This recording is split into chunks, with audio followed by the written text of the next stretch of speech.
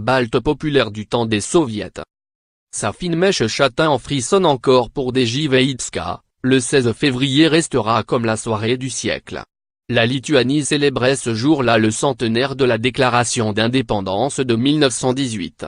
À cette occasion, l'Hurluberlu mixait au Turgus, une boîte de nuit de Vilnius, la capitale. Paradoxalement, je n'ai passé que des disques datant de l'ère soviétique, se marre le gaillard de 37 ans, de son vrai nom Vitota Verska. La période disco est la seule durant laquelle notre pays a produit des morceaux vraiment dansants.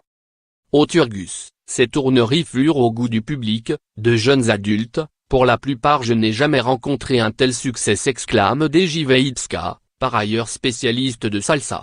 Dans les années qui ont suivi l'indépendance de 1990, il était impossible d'apprécier la disco lituanienne à sa juste valeur, c'était d'abord vu comme le travail de gens qui avaient collaboré avec l'URSS. Avec le temps, le développement du web et la reconnaissance de cette musique à l'étranger, notre regard a évolué. Le DJ ne croit pas si bien dire. Au creux du café Cozy où il a donné rendez-vous, près de la gare de Vilnius, les enceintes diffusent Lit Cloud Arcage, 4e album du groupe américain MGMT, parmi les plus estimés de la pop contemporaine.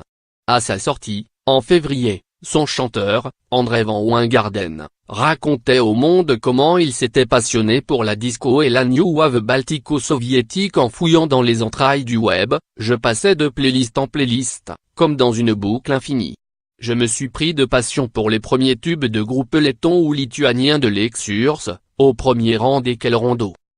Ce n'est pas la première fois que la hip frappe les pays baltes, devenue une halte obligée pour les DJ et mélomanes à l'affût de vieilleries du meilleur.